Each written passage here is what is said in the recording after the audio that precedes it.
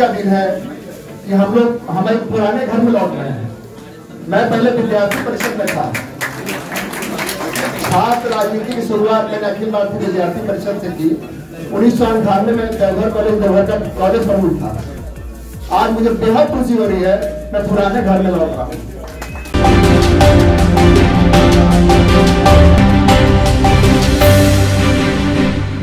रब्जी live में आपका स्वागत है।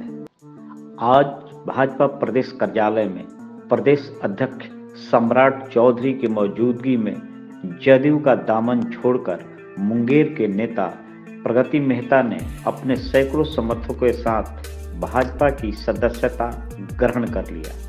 इस मौके पर सदस्यता ग्रहण करने के बाद प्रगति मेहता ने कहा कि हम सभी के सहयोग से अब 2024 और 2025 के चुनाव में भाजपा को प्रचंड बहुमत हासिल होगी।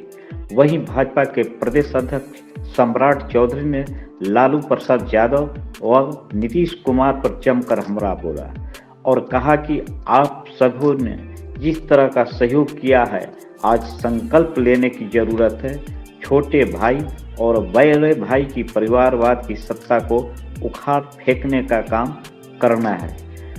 देखिए इस रिपोर्ट में भाजपा के प्रदेश अध्यक्ष सम्राट चौधरी और प्रगति मेहता।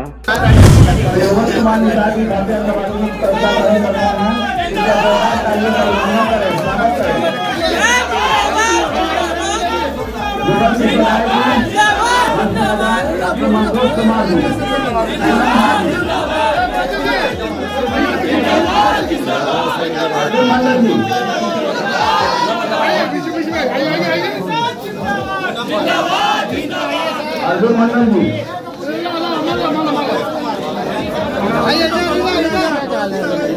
अरे भाई आगे आइए भैया। जिंदाबाद। मत रखिए ना भैया। सम्राट चौधरी जिंदाबाद। जूता काहे रखते हैं? बैठे की जगह जूता रखता आदमी।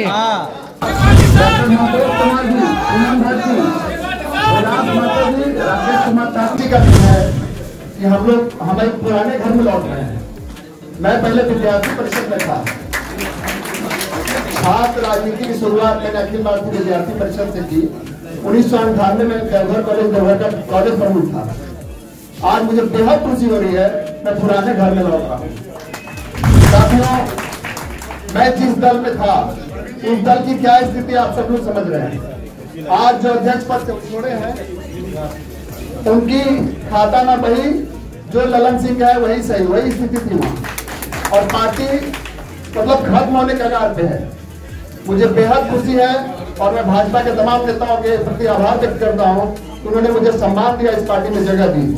उस पार्टी ने मुझे 6 साल के लिए पद से निकाल दिया था। क्यों निकाला था?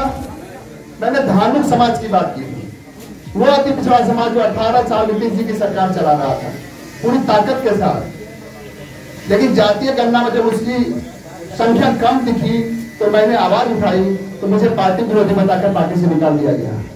मित्रों, हम लोग अपनी ताकत लगा के बिहार में 40 लोकसभा सीटें माननीय नरेंद्र मोदी जी की झोली भरने का काम करेंगे और 25 में भाजपा की सरकार बना के ही दम लेंगे। इसी के साथ जय हिंद, जय भारत, जय भारत। गठबंधन करें।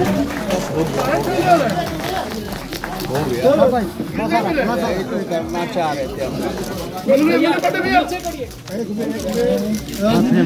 जोरदार तालियों से अभिनंदन करें।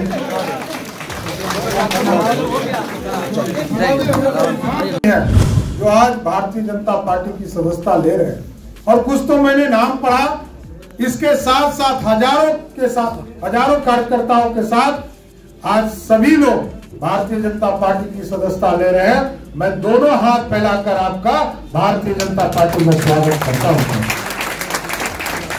आज भारतीय जनता पार्टी को आपका सहयोग की जरूरत है और जिस तरह इस देश के यशस्वी प्रधानमंत्री जी लगातार इस देश को श्रेष्ठ बनाने में लगे, देश को आगे बढ़ाने में लगे, अब बिहार को भी बदलने की जरूरत है साथ। और आप समझिए, हम लोगों ने तो कई बार जनसंघ के लोगों ने 1970 के जमाने में 77 में आदरणीय कर्पूरी ठाकुर जो अति पिछड़ा के नेता थे, उनको बिहार की गद्दी पर बैठाने का काम किया।